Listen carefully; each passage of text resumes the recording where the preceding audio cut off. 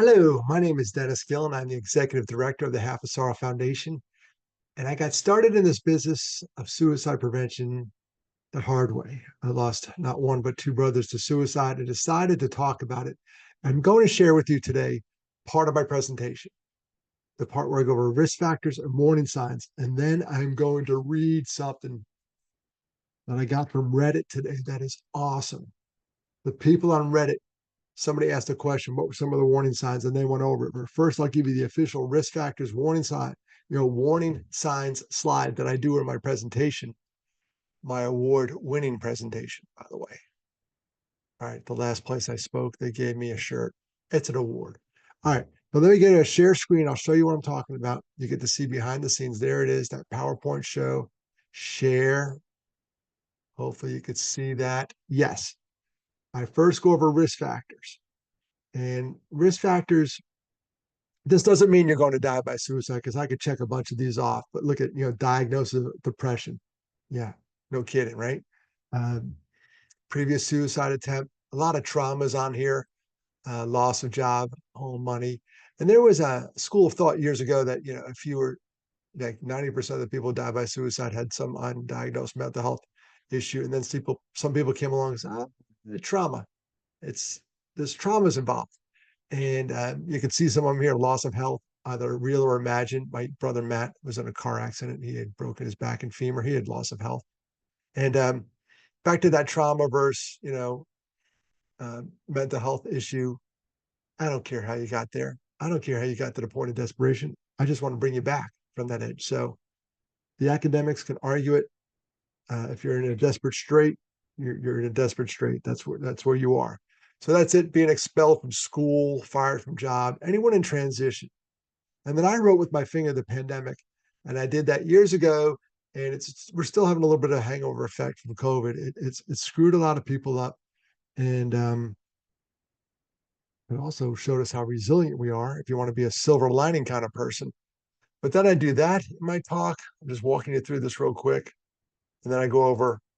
Just looking at my other screen here, I go over. There it is.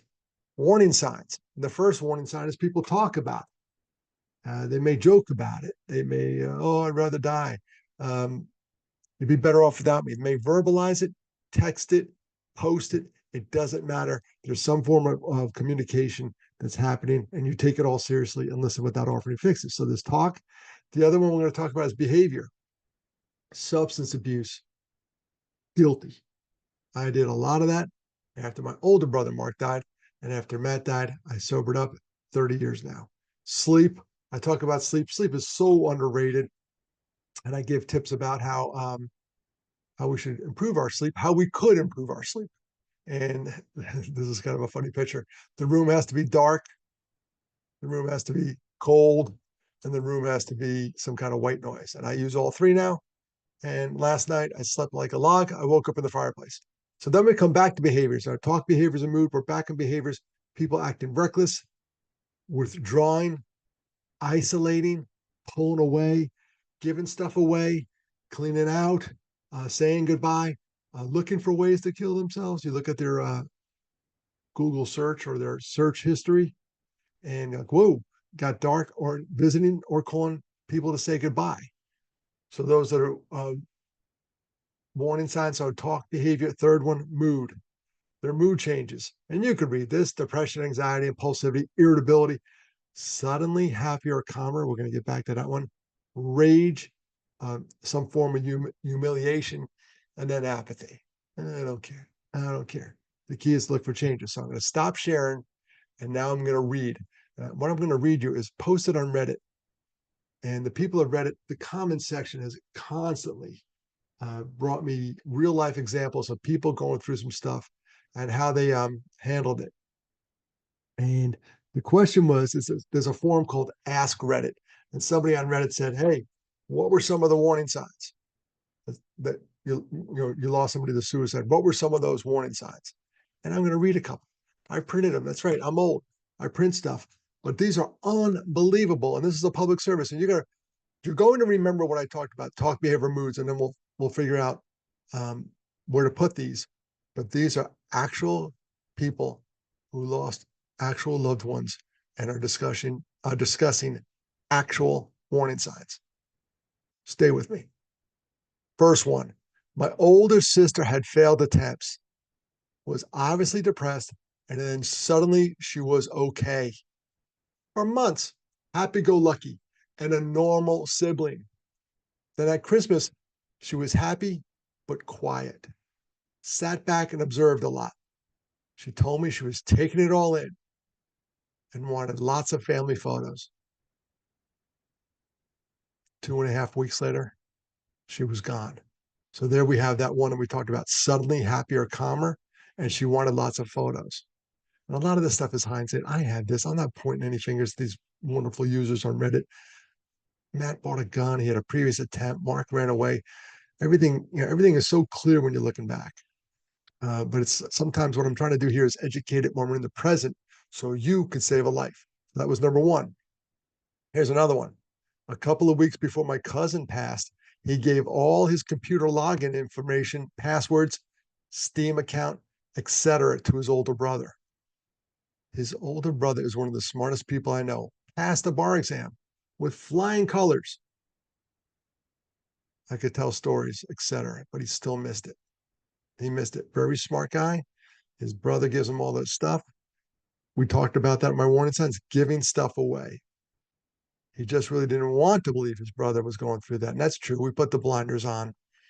And it's hard sometimes to see an unacceptable reality. That's some deep stuff right there. All right, here's another one. I remember one of my classmates who had been struggling with severe depression suddenly became very jolly and smiled at all of us. Suddenly happier and calmer. We were so happy. I thought she'd finally found a way to be happy again. It was a sudden and noticeable change, but sadly, she didn't come to school the next day. And we found out that she ended her life. Now, here's a note. Someone put there a comment below the comment. I love you folks on Reddit. You're smart. It is very common for people who have decided to complete suicide to become more cheerful as they finally see a way out of their pain. You're right that a weight was lifted from her. I hope it sets your mind at rest. Oh, that was kind. She ended on a kind note. We need more kindness in this world. Here's an actual someone with lived experience. That is, they attempted suicide. They're still with us. This is actual lived experience because this person says, when I made up my mind to go through with it, I became very calm, serene like. I knew I wouldn't be in so much pain. And I was getting my affairs in order so I could do it the following day. We were very briefly living with my mom at the time, and she knew I wasn't right. She said in passing that if I was having a hard time hanging on right now, to hang on to her. And she hugged me. That one statement gave me a glimmer of hope to get help. I'm here 14 years later, alive and well. Whoa. Whoa. Here's to moms. Oh my gosh. Here's another mom one right below it. My mom asked for a hug when I was 14. And at that age, I was like, nobody touches me. She insisted for the hug. I hugged her. It was the last time I saw her. I'm kind of good with it now, but for 2 decades, I was like, I should have guessed something was wrong. So, two cases. One, the mom hugs the kid, it makes the kid cheerful. This case, the mom asked for a hug out of the blue, and then we lost the mom. Wow. Throughout middle school, I was very close with a girl, and she was known for being very outgoing, sometimes problematic. We all had friends like that. We love hanging out with them because you never know what's going to happen. Just overall very vocal. She would casually mention suicide daily. For example, every minor inconvenience, she would jokingly say, I'll just kill myself. She was also diagnosed with a few mental health and mood disorders and openly struggled with self-harm. She's in pain. She's got a mental health issue here. At the time, Snapchat was incredibly popular during this period. Anytime she had a bad night, or a bad experience, she would post a cryptic message on Snapchat hinting she needed someone to vent to. reaching out. She's actually reaching out. Wow. Yeah, some of the posts she said they grew from like, girl things like I hate men to eventually posts with black screen saying the pain will never end. The messages got more cryptic, although she had dozens of friends, including me, this person writes, always willing to talk throughout these episodes. She reached out for attention from us less and less. Oh, she's withdrawn and isolating. The night before she passed, she made another post saying she was tired of living in pain. She is screaming right now. And one of my close friends FaceTimed her that night, and she seemed to be fine, in quotes. That morning, she took her life. Now, if that friend FaceTimed her, and this is why we do all the suicide prevention stuff we do and the training, if that friend would have asked the question, and this is a tough question to ask, but you have to ask it. If that friend would have said, are you suicidal? Now, people that are suicidal go to great lengths to hide the fact that they're suicidal. I get it. I lost two brothers. I get it. But sometimes they'll give you an honest answer. And I've had that happen twice. I asked a dude straight up, are you suicidal? And he said, yeah. Wow. Oh, so we had isolation. And then remember we talked about talk behavior mood. She was talking about it. She was literally posting on that one, I want the pain to end. That's a super red flag. I'm proud of this person for FaceTiming her. I just wish the outcome was better. That's all. Not any pointing any fingers because I know that three of them are pointing right back at me. So here we go. Here's another one. There was a class clown in the high school that I didn't really know, but we connected over a single deep conversation about our abuse in an Asian household. So that's something in common, their heritage and some abuse. And he always joked about how severely his dad beat him. Oh, there's the trauma. There's the trauma. What do they call those with kids? ACEs, adverse childhood experience. Ooh, this is tough to read. Sorry for this kid going through it. Fast forward a few years, and I randomly see him at the gym. So here's the guys that had shared a moment, and then they reconnect, where he was really happy to see me and asked if we could talk about something serious over the weekend. I apologized, letting him know that I was heading back to college the next day, but we could catch up the next time. His funeral was a week later. I always think what might have happened if we just talked. He never really opens up about personal things, jokester as he is. So I really should have taken his serious ask to heart. And that's what a suicide does. It comes with baggage. I know all about it. It comes with this baggage called would have, could have, should have. And I hate it. I hate it for this guy. I hate it for me. I hate it for anyone who's lost someone to suicide. It's not fair. It's a complicated grief. That's a fact. Here's one. One of my best friends killed himself when we were juniors in high school, and it was wildly shocking to most people. But I correctly guessed what had occurred before the news broke at school that morning. So he had a hunch. It wasn't as obvious as I'd imagine it would be before it actually happened, but there were signs. He had a gut feeling. He ran away from home. This is now he's listing some of the stuff that this poor person who's no longer with us went through. He ran away from home. Nobody knew where he was. He literally walked 35 miles to his father's place and ended up in a psychiatric unit for a few weeks. He had a small series of relatively brief but intense relationships, the last of which apparently ended right before he did it. Loss of relationship. We talked about that. That's a risk factor. And anyone in transition, by the way, transition from one school to the next, a job, loss of relationship. They they worry me. They just worry me. Uh, he knew that my locker didn't latch properly, so they go to school together. His locker doesn't close all the way, and he would open it from time to time. He began leaving things there like video games for me to borrow, but would never take them back, giving stuff away. He had a favorite track was Blink 182's Adam song. I have to look up the lyrics of that to see what that's all about. He had a very privileged upbringing, but a lot of pent up anger and frustration. He was impulsive and had substance use issues. They often run together. A mental health issue, substance use disorder, you name it, depression. Sometimes people use the substances to make the pain go away. And sometimes people use suicide to ultimately make the pain go away. And we don't want that. The pain will go away someday. I'm living proof of that. But and it can come back. I'm not going to lie to you. Oh, it gets easier. Life is hard. It just is. Um, he engaged in very risky behavior. Ooh, taking risk. Remember we talked about someone being reckless in our behaviors? This guy did it. He would run out in front of traffic on 45 plus mile per hour roads just to make people stop because he thought it was funny. There's also part of him that didn't care if he got hit. There wasn't much of a sense of self-preservation with him ever, and he occasionally engaged in self-harm. Wow. So there's some warning signs there. Reckless behavior. I think it was what was the show a couple years ago that everybody watched? It got everybody's knickers in a twist. 13 Reasons Why. And at the end of the first session, the first season, which was 13 episodes, um, the person that was in trouble was a young man that was taking risks. He was driving his car real fast. So being reckless. Wow. Wow. So, oh man, just that's a bummer. That's a bummer. Oh,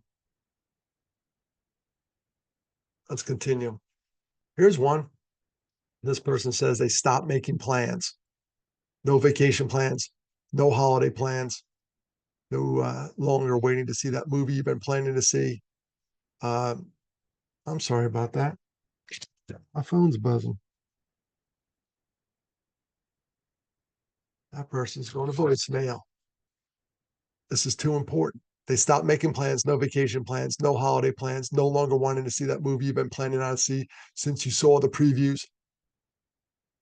They are doing that because they don't think they will be around for it. They stop going to standing plans like game night. That's withdrawing in isolation. If you have a monthly occurrence, I speak to Greek life a lot, and they have chapter meetings in Greek. And if people stop showing up, I do a monthly breakfast with a bunch of guys now. And if someone doesn't show up, I call them. Call the guy last time we met. I said, "Where were you? Hope all's well." So they pull away. This person says they are doing that because they want you to get used to the idea of them not being around anymore. I'm not so sure that. I just don't. I think they're just withdrawing and isolating so nobody could pick up the clue that they're hurting. Um, Here's another one. My friend killed herself. There was no warning. I think she did it within 10 minutes of deciding. Sometimes people act on impulse, and I agree. I agree with that. And they make mistakes that can't be undone. We call a suicide in this business a forever decision. There's no coming back from it, and we should not be making forever decisions. Many of us, if you're watching this right now, we don't even know what we're having for our next meal. I can't decide now. I'll decide when it comes around. Um, but there is an impulse aspect to this. Usually, you find that in the younger folks, and a breakup, girlfriend, maybe there's a firearm handy, and it's over.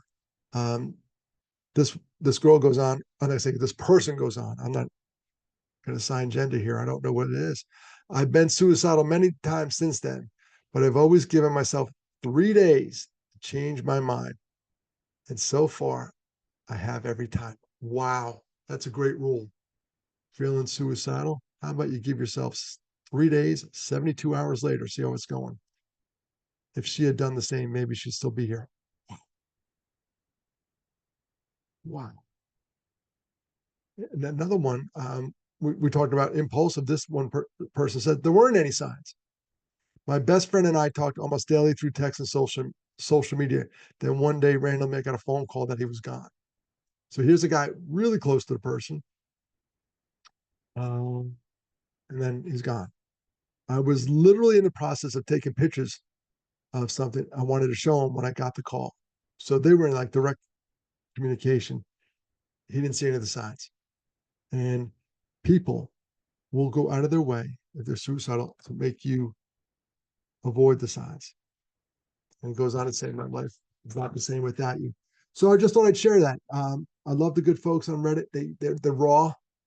Somebody asked a question, what were some of the warning signs, and they shared, and they like always, they come through with you know wonderfully written, heartfelt, open communication, and I hope this helps you all. because we're trying to prevent future occurrences. We're closing in at least in the United States, of 50,000 suicides a year. That's awful. You throw in alcoholism and substance use disorders, which are now over 100,000. We're talking some serious numbers. These are just people that are in pain. So what we got to do is look out for the pain and then have these real conversations. And that's what we do at the Half a Sorrow Foundation. We try to improve mental health by promoting real conversations. If you want me to come to your school, organization, anywhere to start the conversation, say the word. Say the word, find me. I'll put all my stuff in the link, comments, whatever, how to get a hold of me. But man, oh man, I want to thank the good folks who posted that. And I want to thank you for watching this far. I appreciate you. And I'm Dennis Gillan, and I approve this message.